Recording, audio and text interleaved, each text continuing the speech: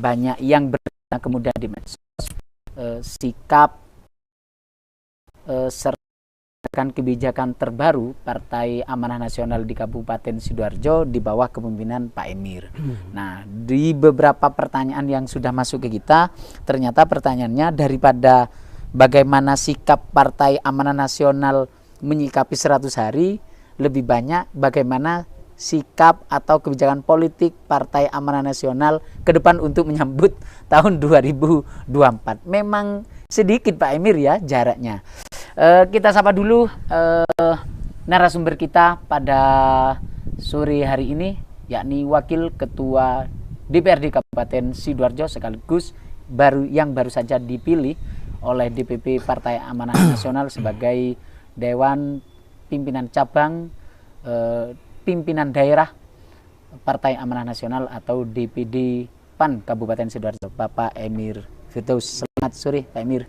Oke, selamat sore. Assalamualaikum warahmatullahi wabarakatuh. Waalaikumsalam warahmatullahi wabarakatuh. Terbaru konsolidasi partai di tengah kesibukan sebagai ketua dewan, bagaimana Pak Emir? Oke, terus Mas.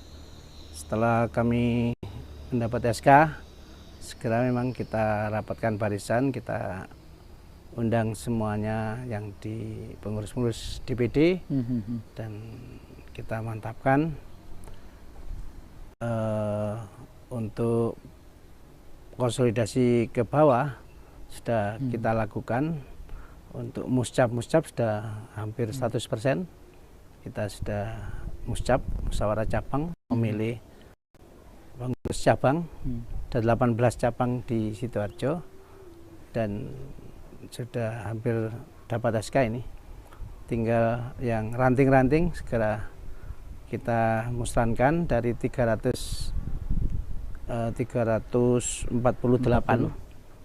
atau 353 dengan desa dan kelurahan. Kita sekarang sudah hampir separuh lah. Sudah hampir 150 ranting yang sudah musnahkan. Insya Allah Juni akhir tanggal 27 ini sudah seluruh ranting sudah kita musnahkan. Dan 1 Juli segera akan kita berikan SK untuk ranting-ranting. Jadi konsolidasi untuk cabang yang SK DPW. Sudah selesai semua, tinggal SK kami terima untuk DPC. Untuk ranting sudah kita musnahkan sekitar 100 ranting. Tinggal beberapa hari ini, hari Sabtu besok ada 3 cabang. 3 cabang sekitar 70 ranting. Untuk yang 4 cabang lagi juga hari Selasa itu sekitar 4 cabang. Kita harapkan Juni ini 353 sudah selesai muslannya dan segera akan kita beri SK. Itu Mas. Baik Pak Emir, kita akan seperti biasa Spektrum harus membaca chat yang sudah masuk karena kita live. Tapi sebelum kita membaca beberapa komentar yang masuk, ini pertama dari Spektrum. Semenjak PAN berdiri, Pak Emir merupakan kader, mulai PAN berdiri itu sudah aktif menjadi kader. Bahkan kalau tidak salah hampir 20 tahunan menjadi anggota dewan, mewakili masyarakat melalui Partai Amanah Nasional ini.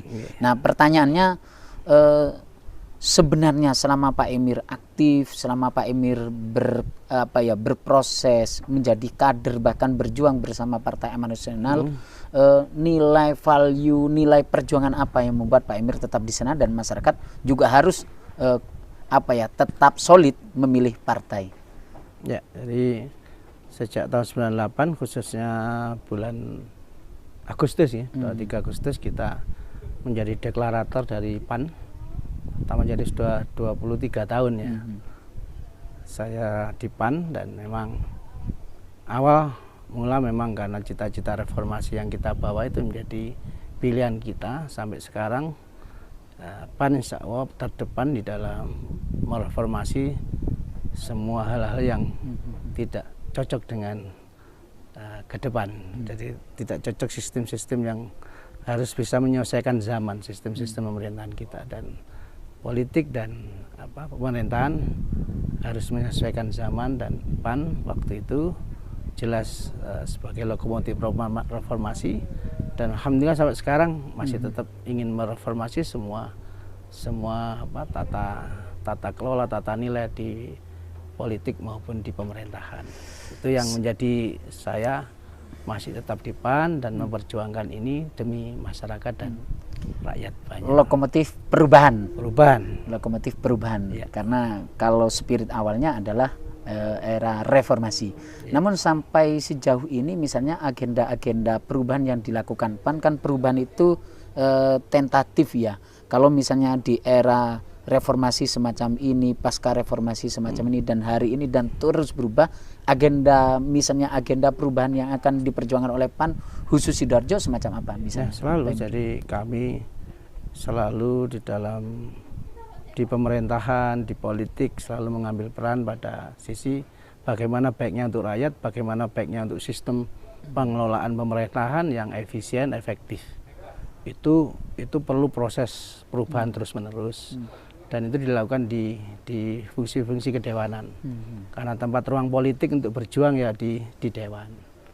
Untuk eksekutif masih belum dipercaya masyarakat ya. Ke depan kami harapkan masyarakat bisa mempercayai kami, bisa bersama-sama untuk di eksekutif. Tapi sementara ini kita di legislatif sudah memformulasikan kebijakan bagaimana pemerintah ini efisien, efektif, sumber daya yang ada, fiskal yang ada dimanfaatkan bagi sebesar-besarnya kemakmuran masyarakat. Ini tujuan kami, formulasi kebijakan ini yang selalu kami terapkan. Pak Emir, tentu ada 23 tahun PAN berdiri, termasuk di Sidoarjo, ikut aktif untuk mengawal bagaimana kebijakan pemerintah itu pro terhadap masyarakat. Nah, setidaknya sebagai senior istilahnya di Kabupaten Sidoarjo, dari sekian suksesi politik, apa yang bisa diambil sebagai hikmah bagi masyarakat Sidoarjo misalnya? Ini tidak atas nama Ketua PAN, minimal atas nama orang yang secara politik hampir 23 tahun misalnya di Sidoarjo. Tentu ada, kalau tidak salah pemilu 99, 2004, 2009 kita hampir melewati, kalau tidak salah 5 kali pemilu. Dari sekian sukses ini bagaimana yang terberat dan bagaimana siklus masyarakat Sidoarjo dalam persepsi pemilunya, persepsi politik masyarakat Sidoarjo? Pertama dari 98 sampai sekarang banyak sekali lah perubahan-perubahan terjadi di pemerintahan, di sistem politik dan lain sebagainya. Terutama sekali bagaimana mengefisienkan daya dukung anggaran fiskal untuk kemakmuran masyarakat. Itu perlu perubahan tahun demi tahun, dan itu harus dikawal oleh kita atau kawal semuanya agar rakyat betul-betul menikmati daya dukung fiskal atau sumber daya keuangan, sumber daya yang didapat oleh pemerintah Sidoarjo dan dimanfaatkan untuk masyarakat. Ini yang tahun demi tahun selalu kita kawal. Sehingga pada akhirnya kemakmuran dan keadilan itu bisa diharapkan oleh masyarakat, dan titiknya ya pada saat ini sudah banyak yang bisa dirasakan masyarakat atas kerja-kerja reformasi, Mas. Kalau persepsi masyarakat terhadap politik, ini persepsi pemilih misalnya bagaimana? Ada tidak yang bergeser dari mulai awal pasca reformasi sampai hari ini? Apa kira-kira yang bergeser? Kalau masyarakat terhadap PAN ya, atau terhadap politik secara keseluruhan misalnya di luar persoalan PAN? Saya kira kalau spesifik teknis, masyarakat sekarang sudah melek politik, semakin senang melihat politik itu karena mereka sudah merasa bahwa politik akan menentukan taraf hidupnya. Satu contoh kenaikan listrik gitu ya. Kalau dia tidak memahami politik, ya selalu marah-marah bagaimana kok listriknya naik dan sebagainya. Seperti UHC ini, bagaimana ini kan produk politik. UHC ini bisa membahagiakan mereka, menolong mereka. Kalau sakit sudah ada yang membayar, itu bagian juga dari perjuangan politik, dari pelaku-pelaku politik. Inilah yang masyarakat mulai senang dengan politik lah. Artinya kalau mereka tidak memahami bahwa, apa bisa dikatakan misalnya kedewasaan politik sudah mulai tertanam di masyarakat? Saya kira demo-demo kan tidak banyak sekarang. Dari waktu reformasi itu kan ribuan orang demo, korbannya banyak, berdarah-darah. Tapi sekarang kan relatif daya terima masyarakat terakhir ada demo 100 hari pemerintah ya kalau tidak salah ya. 100 hari Gus Mudor, ada beberapa orang terus terakhir ada demo terkait PDAM, kayaknya juga masih ada lah istilahnya. Saya kira saya lebih kepada memang mereka itu secara undang-undang bisa mewakili LSM itu diberi hak untuk menyampaikan hal-hal yang perlu disampaikan. Ada ruangnya lah, DPR itu mewakili kemampuan membayar dalam prinsip pajak menjadi utama. Ini sikap politik PAN ya? Iya, saya kira 1 tahun lalu yang sudah saya utarakan. Kalau PAN diberi bupati kayak kemarin itu, kita akan terapkan sistem ini. Untuk yang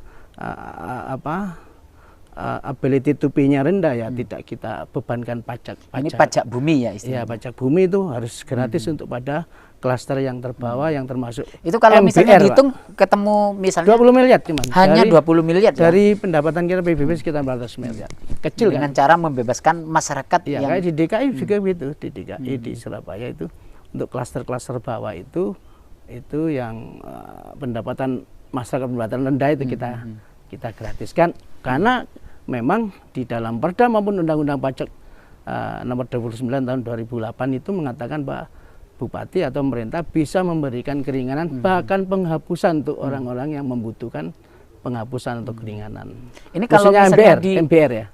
Kalau misalnya dikaji lebih mendalam, ini yang kisaran pajaknya berapa ribu MBR, atau berapa? Masyarakat berpendapatan rendah itu yang punya VA listrik itu 900 ke bawah. Itu memang MBR kan.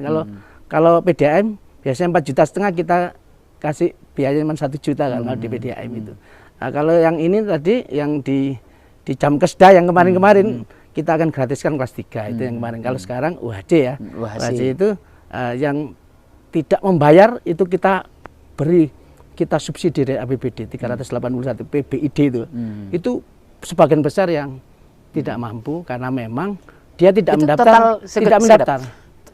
Total PBI daerah itu kemarin berapa? Pak yang sudah terdaftar 371, 381-an. Yang sekarang yang dibayar oleh kita. Yang sekarang ya. PBI ada PBIN, APBN, PBID. Ada yang mandiri, terus ada PPU yang dibayar oleh pengusaha. Ini yang kemudian sampai hari ini pembahasan UASI tidak selesai-selesai. Ya, sebetulnya selesai bagi orang yang paham ya. Sidoarjo dengan pemimpin yang berani dan penuh perhitungan ini sudah dari ada 6 daerah di se-Jawa Timur yang berani mengambil posisi membela rakyat ini. Kalau saya Surabaya, Sidoarjo dan Malang Kota kalau tidak salah. Nah, kalau agar ini tidak menyerap APBD yang banyak ya tugas kita bersama di Banggar, di DPRD, eksekutif untuk menjaga agar tidak banyak APBD yang bisa terserap ke sana. Tapi ya kita batasi 200 miliar lah. Karena kapasitas fiskal kita sekitar 900 dari 5,5 triliun. Kapasitas fiskal itu ya yang tersedia, yang bisa disediakan. Yang belum ada initial conditionnya, belum ada ini untuk gaji, untuk ini yang masih bebas bisa dipakai lah. Baik, kita nanti akan membahas itu di segmen setelah ini Pak Emir. Ya. Ini harus dibaca dulu, nanti masyarakat yang sudah menunggu ini kasihan.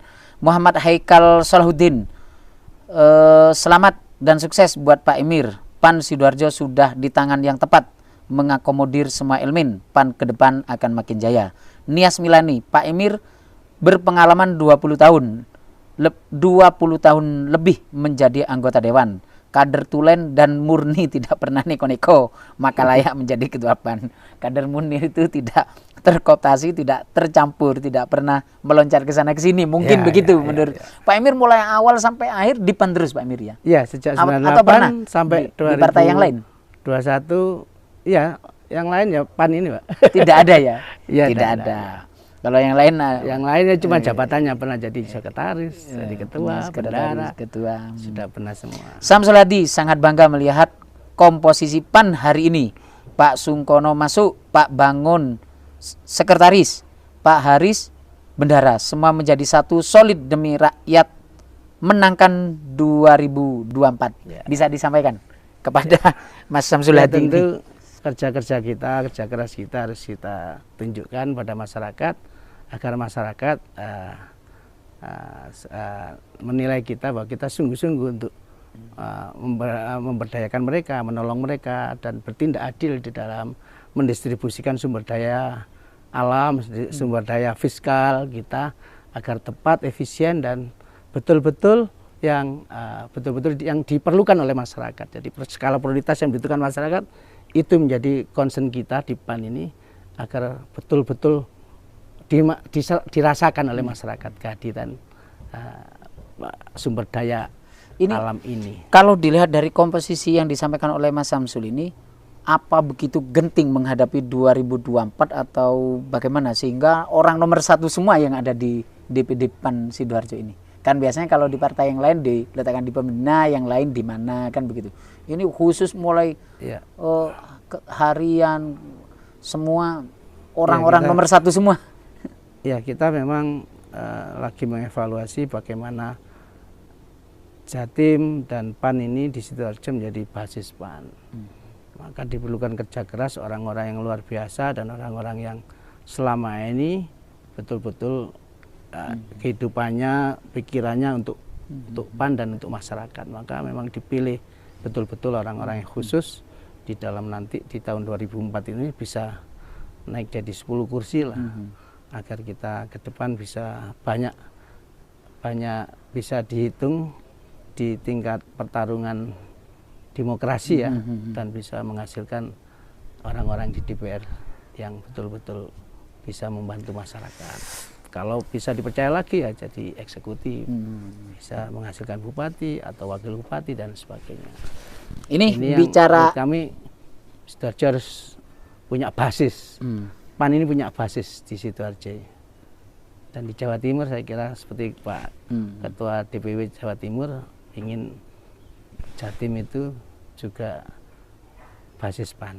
Artinya PAN itu punya basis di daerah-daerah. Maka kerja kerasnya beliau sekarang ke seluruh Jawa Timur, menata pemilihan cabang, ranting, sampai nanti pada tingkat RT, pada tingkat TPS harus ada pejabat politiknya. Sama dengan Sidoarjo, kalau PAN ingin punya basis harus kerja keras, dan tentu dengan orang-orang yang sudah dipilih oleh DPP, insya Allah maksimal Pak. Insya Allah kita akan kerja maksimal, kerja keras 10 kursi, dan punya perwakilan sampai yang di TPS.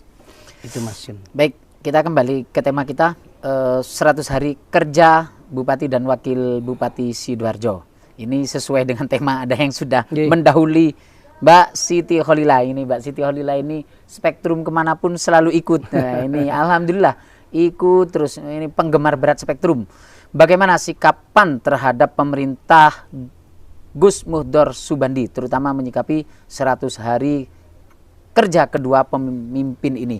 Ada banyak persepsi, misalnya memang tidak cukup 100 hari ini kemudian dijadikan tolak ukur mengevaluasi atau menilai kepemimpinan bupati dan wakil bupati. Namun setidaknya dari 100 hari ini kan akan terlihat bagaimana dari 3 bulan untuk melihat 3 tahun setengah ke depan, begitu ya, Pak Imir? Kalau saya tidak melihat 100 harinya, saya melihat pada visi misi bupati yang belum masuk RPJMD tapi sudah bisa diimplementasikan. UHD ini bagian dari visi misi bupati, belum masuk RPJMD tapi sudah diimplementasikan. Kalau saya luar biasa. Luar biasa. Seorang bupati belum masuk rencana RPJMD belum. Ini kan tahap komunikasi dulu ya, sudah operation. Mana ada itu. Nah, ini wajib kita apresiasi, luar biasa. Kita 20 ini tahun beberapa sahabat yang lagi ramai. Iya loh. Dengan berbagai mari kita diskusi kurang baik. Saya siap ini dengan harus, siapapun, mari. Kita harus positif memandangnya. Belum masuk RPJMD. RPJMD. Pak Emir, RPJMD ini resmi, perintah undang-undang. Belum kita lakukan, masih kita bahas besok Sabtu. Tapi programnya yang sudah jalan ada 2. Satu WHC. WHC luar biasa ini. Belum di masuk RPJMD tapi sudah dilakukan. Ini luar biasa kan. Artinya seorang bupati ini ternyata antara perencanaan dan implementasinya klop. Betul ya, ingin membahagiakan masyarakat dan sebagainya. Yang kedua, masa jalan-jalan yang rusak, mana sudah diatasi. Hanya 1 bulan. Yang penting perencanaan, pelaksanaan dan pengendalian dilakukan bupati dan wakil bupati, diketing sampai ke bawah yang belum. Itu ciri-ciri pemimpin yang bisa. Maksud diketing itu oleh bupati langsung dikawal ya sampai jalan yang rusak belum mana perbaikannya. Tidak pernah terjadi di sebelum-sebelumnya kan. Kita fair aja kan. Belum lagi perencanaan untuk perbaikan desa-desa dengan potensiasi sudah masuk perencanaan ini. Belum RPJMD sudah perencanaan bagus. Demi rakyat. Perlu ada terobosan-terobosan yang tidak melanggar hukum tetapi bisa dirasakan masyarakat. Nah, ini saya kalau melihat dari apresiasi yang dilakukan oleh Pak Emir, ini dua hal luar biasa ini. Kalau melihat apresiasi yang disampaikan oleh Pak Emir untuk menyikapi 100 hari, apa kemudian PAN ke depan itu akan menjadi bagian mitra? Saya kira pesannya Pak Ketum ketika kami dilantik atau diberikan SK, ya tolong dibantu pemerintahan. Sepanjang itu menguntungkan masyarakat, membahagiakan masyarakat, dan sesuai dengan realnya. Ini perintah Pak Ketum. Dan pertama-tama tolong silaturahmi ke Pak Bupati, Wakil Bupati, dan agar kita ini silaturahmi ini bisa saling mendengar dan saling memberikan fatwa kepada kita apa yang seharusnya kita lakukan. Saya kira itu modal kami ke depan, tetap mendukung, mendampingi Pak Bupati dan sebagainya. Jikalau nanti ada hal yang perlu diluruskan ya kita akan luruskan. Dari dulu kan PAN selalu terdepan dalam meluruskan sesuatu. Saya orang yang komitmen penuh. Kalau itu merugikan masyarakat, saya berada di depan untuk menolak. Saya pernah tidak tanda tangan pendirian gedung baru sampai terakhir saya kawal.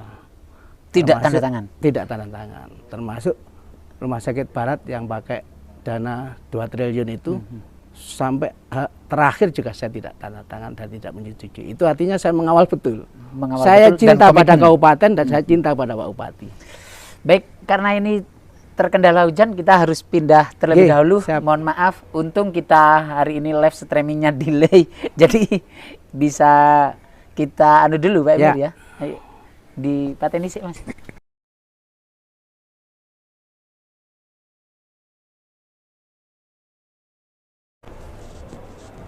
Baik, Pak Emir, kita kembali ke apa istilahnya posisi PAN dalam pemerintah hari ini. Kalau dilihat dari statement yang disampaikan oleh Pak Emir tadi, apa menunjukkan bahwa ke depan PAN akan berada di belakang pemerintah untuk bersama-sama membangun dan memajukan Kabupaten Sidoarjo? Iya. Kalau kami sesuai dengan perintah DPP memang kita PAN ini di dalam konsolidasi ke depan tentu harus memperhatikan situasi politik yang berkembang di daerah.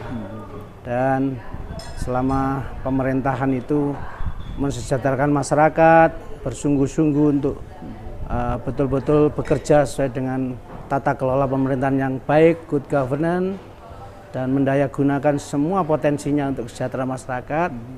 Perintah DPP adalah suruh membantu sekuat tenaga.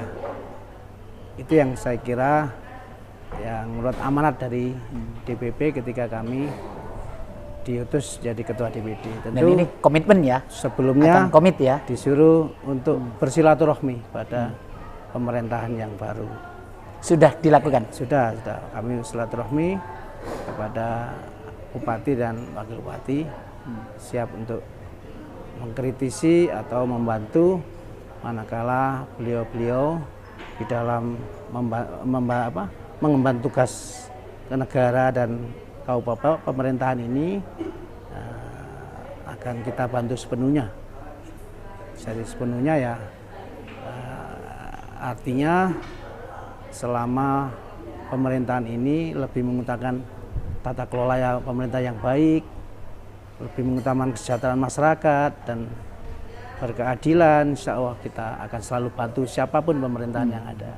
Baik, Pak Emir, dalam saat pertemuan tentu kan akan terlihat mana program prioritas, program unggulan dari keseluruhan istilahnya visi dan misi Bupati yang kalau tidak salah ada 17 tersebut. Nah, dari sekian program itu yang kemudian menjadi prioritas, bagaimana kemudian Partai Amanah Nasional memberi dorongan, membantu, memberi masukan kepada pemerintah Gus Muhtar Subandri agar program-program prioritas ini bisa terrealisasi sebelum masa jabatan mereka berakhir nanti 2024? Dengan 5 anggota dewan di DPRD PAN, kita akan maksimalkan di dalam merumuskan 17 visi misi bupati itu yang akan nanti dimasukkan di RJPMD, RPJMD.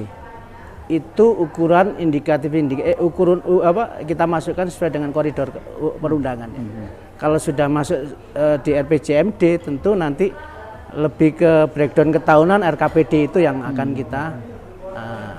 kita akan merumuskan 17 itu menjadi program di 5 tahunan dan di RKPD 1 tahunan. Itu saya kira yang akan dikawal oleh teman-teman PAN di 5 anggota ini di sampai hari ini sudah komunikasi secara teknik dan semuanya. Nah, saya kira menjadi tugas kita kan. Nanti pembahasan 1 minggu ke depan ini RPJMD ini, insya visi misi bupati harus kita masukkan semua. Karena memang sudah perintah undang-undang kan, visi misi bupati adalah bagian dari di dalam dari di belakang RPJMD. Masuk bagian dari pemerintah ya memang wajib agar bupati ini sesuai dengan amanat masyarakat harus diwujudkan di dalam program-programnya. Tentu 17 program itu harus melihat pada kapasitas fiskal tahun per tahun. Nanti berapa sih kapasitas fiskalnya kita? Terus dari yang prioritas mana saja itu kan ketika sudah jadi masuk RPJMD kan bukan lagi program bupati lagi, jadi program kita bersama yang kita persetujuan bersama di DPRD antara bupati dengan kita, dan tentu nanti kita akan berikan Pak Bupati bahwa tidak semuanya akan masuk, tentu prioritas karena kapasitas fiskal itu dari tahun ke tahun kan sudah terukur Pak.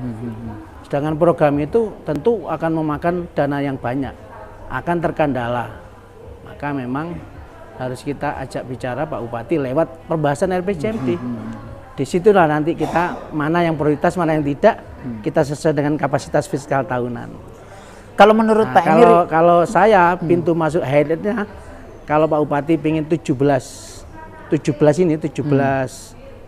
visi misi ini masuk semua, ada hal yang penting khusus dari PAN yang akan kita sampaikan, segera reformasi pendapatan kita, sistem pemungutan pembedataan kita. Ini yang nanti saya berikan khusus pada Pak Bupati. Ada hal-hal yang penting yang harus dijalankan. Kalau ingin kapasitas fiskalnya tidak hanya 1 triliun yang bisa dipakai, bisa 2 triliun, bisa 3 triliun, akan kita berikan resep. Salah satu contoh, segera berlakukan online. Pajak online non-tunai. Ya online, semua harus termasuk retribusi. Tidak boleh ada tidak boleh ada pertemuan antara petugas pajak dan ini akan wajib pajak. Satu akan mempercepat, dua akan dan apa-apa yang hilang selama ini ya bisa diukur bisa kita selamatkan. Ini senangnya dari Pak Emir. Dari situ nanti kapasitas fiskal bisa 2 kali, 3 kali. Termasuk NGOP di masyarakat harus segera disesuaikan berdasarkan harga pasar.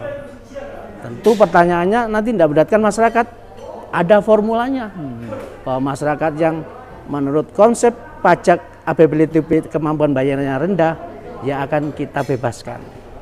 Tapi untuk yang betul-betul dia mampu ya harus kita terapkan sistem kekuatan membayarnya. Itulah keadilan yang harus dijalankan agar kapasitas fiskal ini 17 visi misi bupati tercapai semua. Tentu ada resep khusus, teori khusus yang harus dilakukan oleh bupati, dan mari di RPJMD ini kita masukkan sebagai program peningkatan kapasitas fiskal. Baik, ya. Kembali kepada bagaimana komunikasi atau sikap politik PAN terhadap pemerintah Kabupaten Sidoarjo. Misalnya dari beberapa program, kalau tadi diberi masukan agar semua program ini bisa tercover, bisa terselesaikan, harus menaikkan kekuatan fiskal ya, kita, pajak dan semuanya. Nah, tapi kalau misalnya kayak parkir ini Pak, 2020 hilang potensinya 30-40 miliar, 1 rupiah pun tidak masuk 2020. Itu karena akan penghapusan parkir berlangganan itu, kalau tidak salah. Tidak lanjuti dengan peraturan parkir online misalnya. Ya, hilang langganan kemarin 32 miliar, potensinya sekitar 40 miliar tadi. Hilang, Pak. Itu satu contoh bagaimana online, non tunai dan reformasi pajak kita harus segera kita jalankan dalam 1 tahun ini. Kalau ingin dalam 3,5 tahun semua 17 program Bupati masuk. Itu caranya ya fiskalnya ini pendapatan harus digenjot. Karena kalau tidak salah di saat sinkronisasi ada yang berkomentar dari OPD ini kalau dijalankan semua kita akan jebol APBD kita kan. Saya kan sudah 17 tahun di Badan Anggaran, 20 tahun saya di Dewan. Tentu saya kan sudah mengamati, menganalisis dan ada hal-hal yang sebetulnya bisa diterapkan tapi tidak diterapkan. Karena resep ini kalau bisa dipakai, insya Allah cita-cita Pak Bupati visi misinya masuk dalam 3,5 tahun. Tentu kuncinya di bagaimana kita membesarkan pendapatan daerah. Pendapatan asli daerah, pendapatan daerah yang nama anggarannya adalah kapasitas fiskal. Gitu. Artinya kemandirian fiskal ini harus 100%, bisa 200% dari anggaran transfer. Kita kan masih 60%. Kemandirian fiskal kita. Artinya masih banyak dana transfer pusat. Ke depan harus semuanya APBD 5 triliun itu harus pendapatan daerah. Apa dimungkinkan semacam itu, Pak Emir? Bisa saja. Strateginya bagaimana misalnya? Pemungutan pajaknya harus terukur, semua pakai online, semua pakai non tunai. Semua harus ada pengendaliannya, semua harus pengawasan yang luar biasa. Kan kalau dan kita lihat kita harus dari adil. hasil itu semua kan hanya 1,7 misalnya. Tapi ingat di beberapa titik di Lingkar Timur aja harga yang pasarnya tanah itu 1 juta, tapi di NJP-nya masih 60-70. Itu seharusnya potensi kehilangan luar biasa kita dari pajak PBB. Itu salah satu hal. Pajak parkir, retribusi parkir, potensi kehilangan sudah 40 miliar. Belum PBB NJP-nya belum diterapkan tadi. Ini seharusnya kita harus berdiskusi lagi di ruang ketua DPR, kita khusus membahas tentang hitung-hitungan. Ini karena bidangnya wakil ketua Dewan Banggar, wakil ketua Banggar. Wakil ketua Banggar. Ini sehingga hitung-hitungannya bisa pas. Cek Bupati ya Kak angel-angel mikir ini ono masukan kan begitu Kak ya. Iya. Ada resepnya di PAN ini. Saya kan membuat resep pada Bupati. Bisa Bupati 17 ini masuk, LPJM-nya masuk, asal kapasitas fiskalnya kita tingkatkan 2 kali 3 kali. Caranya 1 2 3. Ini pas Pak Bupati, nanti ada yang berpikir bagaimana secara komprehensif tidak jebolnya APBD dengan berpindahnya ini kembali ke UHC, berpindahnya yang mandiri atau kelas 1, kelas 2 ke pajak kelas 3. Masih taksasi ya seperti ini Pak. Kalau kapasitas fiskal masih 900 miliar. Masih taksasi pajak-pajak kita. Iya. Nah, kalau online non-tunai semua pakai IT, pakai Tapi kan kalau saya kemarin pernah berdiskusi dengan almarhum. Ya. Almarhum itu juga sempat kita viralkan kan ada beberapa daerah kalau tidak salah hampir 500 ya. 500 titik yang kemudian diberlakukan pajak online, PPN online untuk beberapa restoran dan perusahaan. Ya, jadi hotel itu juga wajib online dan semuanya harus terpantau di IT kita. Jadi harus ada pengendalinya di alat yang kalau di Kendari itu restoran yang tidak online, yang tidak memasang card online-nya itu terpantau di HP pimpinan pajaknya, kepala pajaknya.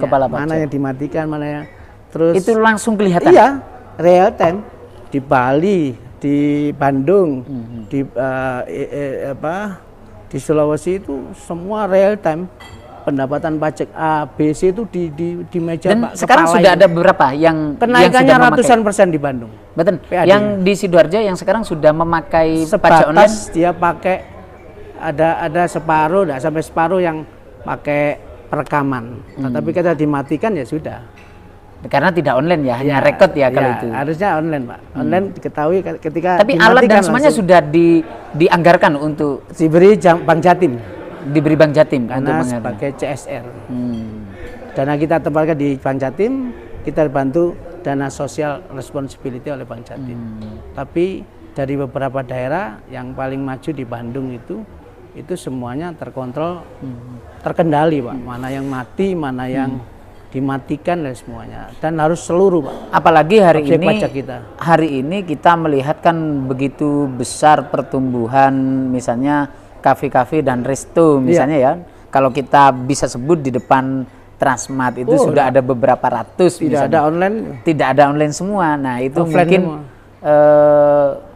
Gus Bupati, Gus Wabub atau siapapun yang hari ini masih PLT untuk kepala dinas pajaknya ya, masih kepala dinas pajak itu kemudian itu mempercepat untuk mengonlinekan ada sekian tambahan untuk PAD kita ke depan. Pak Bupati harus buat komitmen pada pejabat yang baru yang nantinya akan dijadikan kepala pajak, kepala dinas-dinas retribusi harus taken fakta integritas. Kalau mau online, mau semuanya tidak ketemu dengan pejabat pajak dan itu baru boleh dikasih jabatan.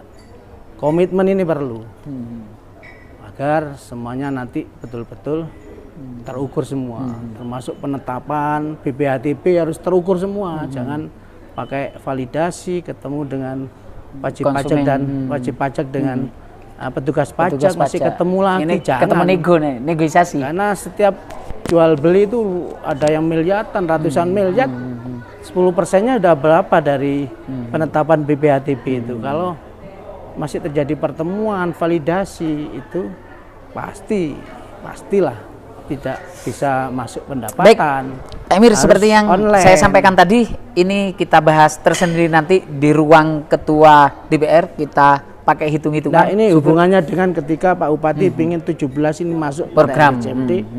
Beliau harus punya cara-cara meningkatkan kapasitas fiskal. Pak Bupati dan Wakil Bupati harus tahu kapasitas fiskal kita dari APBD 5,5 triliun ini cuma 900 miliar. Yang lainnya sudah untuk gaji, untuk hibah, untuk hal-hal yang sudah terus punya rumah sakit sekitar 500 miliar. Artinya untuk mengkreasi untuk listrik, program tidak bisa miliar. Yang masih belum bisa dipakai, yang bisa dipakai untuk rencana RPJMD kita atau RKPD kita per tahun cuma 900, mau apa lagi? Sebentar lagi kalau UHC membengkak jadi 300, sisa 600. Sisa 600. Belum untuk jalan 200 miliar sudah selesai tuh. Pembahasan kan cuma berapa ratus saja. Walaupun ada yang komentar sing penting gak silpa insya Allah jalan ngeten. Silpa itu sebenarnya kita clear lagi ya, kita silpa itu ya cuma 200 miliar saja enggak. Pelampuan dan efisiensi. Yang lain hanya program pusat dititipkan di sini, setelah itu tidak jalan. Itu masih harus dianggarkan lagi. Silpanya rumah sakit juga tidak bisa dipakai karena BLUD adalah terpisah. Itu saja Pak. Dari 1,1 triliun bukan. Jadi silpa itu ada pelampuan pendapatan. Ya. Kemarin sampai ratusan miliar, 250 sampai 300 pelampuan dari pendapatan. Ada lagi efisiensi, ada lagi program pusat yang tidak bisa diserap karena datangnya Desember, terus aturannya tidak bisa jalan dan sebagainya. Itulah namanya silpa. Kalau dihitung 1,1 bukan itu. Silpa ya harus kita keluarkan dulu yang miliknya APBN, yang miliknya rumah sakit, yang pelampuan pendapat baru. Ini yang program yang tidak bisa jalan ini, yang bisa diambil untuk tahun berikutnya ya sedikit saja. Itu saya kira ya memandang silpa seperti itu. Artinya tentu kita kembali semua keinginan kita harus disesuaikan dengan kemampuan anggaran. Kemampuan anggaran cuma 900 miliar. Namanya kapasitas fiskal yang tersedia. Yaitu kalau mau meningkatkan pakai teori PAN. Mari kita daya gunakan IT, pengendalian, disiplin, orang yang punya integritas, dudukan jadi kepala dinas. Dengan menaikkan misalnya kembali ke sistem pajak tadi, dengan memakai istilahnya pajak online, kemudian apa peningkatannya cukup signifikan? Bandung sampai 500 sampai 1000% Bandung. 500.000% misalnya. Artinya dengan kehilangan 20% yang ingin dihapus oleh Pak Emir itu marginnya cukup jauh. Nah, itu kasus PBB. Kasus PBB. PBB itu sebetulnya kita ingin membahagiakan masyarakat, bawalah. Kita sebetulnya bisa gratiskan itu tersendiri aja. Tersendiri. Ya, itu bagian dari kita memandang orang yang masih belum MBR lah. Kita kasih kesempatan untuk kemampuan bayarnya rendah, kita kasih kesempatan tidak membayar dulu. Tapi dengan hilangnya cuma 20 miliar, kita kan masih ada lain yang bisa kita jaga. Ini hanya hal yang kecil. Tetapi yang kembali bahwa konsep kita dari PAN ini membantu Pak Bupati ini agar pajak ini ditangani serius, pajak dan retribusi ini. Termasuk retribusi parkir yang 2020 panen 0, Pak. Potensi kita 40 miliar. Kan kalau tidak salah pansusnya sudah dibentuk, perdanya sudah kalau perdanya parkir sudah didok 2019. 2019. Tinggal implementasi dari perbubnya dan implementasi oleh kepala dinasnya. Kemarin yang ada pansus itu? Pansus pajak online? Ya, ini sudah. Laporan terakhir pajak online bagaimana, Pak Emir? Ya, sudah itu perangkat hukum untuk melindungi Pak Bupati dan perangkat daerah ketika menjalankan tugasnya memasang alat-alat itu. Itu, Pak. Itu kalau segera dilakukan aturannya sudah disiapkan, perbubnya sudah disiapkan, dipasang alat-alat. Itu kan ketika ada masyarakat yang kemudian 3 tahun masyarakat yang menolak itu kan ada sanksinya misalnya. Iya, cabut izinnya. Dicabut izinnya. Iya. Tapi karena ini masyarakat biar ini tidak kan, terjadi kekhawatiran dari dana. semua itu kan tidak semua unit usaha Pak Emir ya, ada yang misalnya memang di nol pajakan atau pajaknya hanya 2% atau bagaimana misalnya. Kan tidak semua warkop, tidak semua restoran, tidak semua rumah makan. Ada ukurannya lah. Omsetnya nanti dibikin berapa, yang kena pajak berapa. Warkop-warkop ya nanti yang omsetnya rendah ya tentu tidak, Mas. Yang selama ini dinilai oleh Pemkab yang ramai aturan itu ada ya misalnya yang ya, pasti masuk ada, wajib retribusi daerah ini dengan besar pasti ada di perda, terus lampiran perda itu apa penjelasannya itu pasti ada nanti mana yang omset berapa yang terkena wajib kena pajak itu. Ini mungkin wajib pelaporan. Para tim sukses, staf khusus Bupati yang staf khusus yang bisa memberi masukan kepada Pak Bupati kalau bisa memang diskusi ini harus didengar betul sehingga ini akan menjadi solusi bagaimana benar-benar 17 program itu bisa terrealisasi. Memimpin Banggar tiap seperti ini evaluasi kami yang memimpin selalu kami ingatkan ada hal-hal yang serius yang harus Anda benahi di sisi pemungutan pajak ini. Kalau Anda biarkan terus ya percuma. Kapasitas fiskal kita segini ini dari pajak belum retribusi hilang semua, potensinya tinggi, hilang semua. Baik. Karena ya itu harus Pak Bupati harus kuat. Ini pejabat tidak mampu suruh minggir aja. Iya, harus tegas. Ini Pak bagaimana mengelola sebuah negara, pemerintahan. Kekuasaannya dia punya otoriti dibiarkan.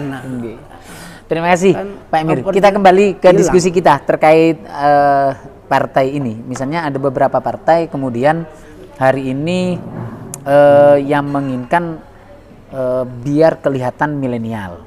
Nah, sehingga memasukkan beberapa kelompok milenial karena tujuannya nanti pada pemilu 2024 itu bisa meraih para pemilih milenial. Untuk PAN ke depan bagaimana, Pak? Ya juga. Jadi partai ini kan punya kreativitas dalam menghimpun anggota maupun simpatisannya. Cara-cara apa saja akan dilakukan demi mendapat hati masyarakat. Tidak apa-apa. Jadi kalau PAN ya salah satu bagian juga nanti ke arah mendekati milenial karena ke depan memang yang saya lihat kemarin pemilih-pemilih itu yang pemula ini kan sudah jadi pemilih 17-18 kan sudah sebentar lagi memilih. Yang kedua kemarin yang jarang partisipasi kan kaum muda itu. Jadi tingkat kehadirannya rendah mereka karena memang partai belum menemukan cara pendekatan kepada pemilih. Bagaimana agar mereka senang politik, senang hasil-hasil ketika orang politik itu apa sih produktivitasnya, ini belum banyak diserap oleh mereka, belum dihargai oleh mereka. Maka partai atau PAN harus memberikan pemahaman yang baik kepada mereka bahwa politik sangat penting dalam akan menelurkan kebijakan yang mensejahterakan mereka dan mampu partai politik nanti mampu bisa menjembatani masyarakat pada sebuah kebijakan yang mereka butuhkan atau yang akan membawa kebaikan bagi mereka. Itu harus afirmasinya harus tepat. Fungsi kami kan afirmasi politik, menjelaskan kepada mereka bahwa kita ini dibutuhkan mereka harusnya. Baik, apa yang mau disampaikan kepada masyarakat, terutama kepada pimpinan daerah ya, agar kemudian ini cara PAN berpolitik, ini cara PAN mendukung pemerintahan, dan ini cara PAN mengkritik pemerintah. Monggo. Saya kira monggo bisa dilanjutkan program-program Pak Bupati yang luar biasa, yang dua hal sudah dilakukan Pak Bupati, perbaikan jalan, dan ke depan sudah akan dilakukan pembetonan, dan UHC ini dua hal yang akan selalu kita akan lihat, dan kalau diperlukan kita akan membantu sepenuhnya kepada Pak Bupati. Dan saya cuma mengingatkan Pak Bupati harus tegas bahwa organisasi birokrasi ini harus segera ditata, karena itulah nanti kita akan menghasilkan program-program kegiatan yang punya dampak ke masyarakat banyak. Organisasi di birokrasi ini harus segera ditata, Pak Bupati harus hadir dalam menata ini, dan harus tegas di dalam menentukan orang-orang berada di dalam sebuah struktur pemerintahan. Dinas lah, monggo ditata. Bapak tinggal 3,5 tahun, pergunakan waktu sebaik-baiknya, pilih orang-orang yang betul mau kerja keras, yang punya integritas, dan mau membantu bagaimana masyarakat ini cepat makmur dan sejahtera. Kepada masyarakat, terutama para konstituen dan pemilih fanatik PAN, agar lebih yakin lagi terhadap PAN di bawah kepemimpinan Pak Emir. Insya Allah kita akan menunjukkan kerja keras kita, kesungguhan kita di dalam memajukan masyarakat, memajukan pemerintahan ini Kabupaten Sidoarjo. Tentu PAN ini selalu punya punya nilai lah, punya standar lah, tetap punya komitmen konsisten, dan tentu di dalam kami membangun ini kita selalu dengan masyarakat ini selalu berkomunikasi terus dengan konstituen dan sebagainya, sehingga apa yang dibutuhkan masyarakat segera kita akan bentuk sebuah kebijakan. Terima kasih Pak Emir atas waktu yang diberikan. Mudah-mudahan apa yang kita diskusikan ini bisa didengar oleh pemerintah terutama, sehingga habis ini bisa berkoordinasi dengan Pak Emir untuk menindaklanjuti masukan dari Pak Emir. Ini kan yang cukup penting, karena kalau tidak ini kan eman, sehingga terbayang-bayang cukup enggak anggaran kita untuk menjalankan 17 program, kan begitu ya. Insya Allah PAN akan selalu hadir di setiap sidang-sidang DPR, di setiap sidang-sidang RPJMD, setiap pembahasan pendapatan daerah. Insya Allah dengan kehadiran PAN, dengan kualitas yang masyarakat tahulah bagaimana wakil-wakil kita di dalam berparlemen, di dalam bersuara, tentu kami jamin punya kualitas dan selalu didukung oleh tim-tim yang mendukung kualitas itu. Yakinlah bahwa PAN akan memberikan kontribusi yang terbaik bagi masyarakat Sidoarjo, bagi pemerintahan kabupaten, dan pada akhirnya semua program Pak Bupati bisa dirasakan oleh masyarakat sebagai sebuah output yang nanti menjadi bahagianya masyarakat, kesejahteraan, kemakmuran masyarakat Sidoarjo secepatnya bisa direalisasi. Saya kira itu, Mas. Terima kasih atas waktu yang diberikan oleh Pak Emir. Dan jangan lupa kalau sudah berkualitas, kita sudah memberikan kontribusi masyarakat, jangan lupa dimenangkan ya PAN-nya ya.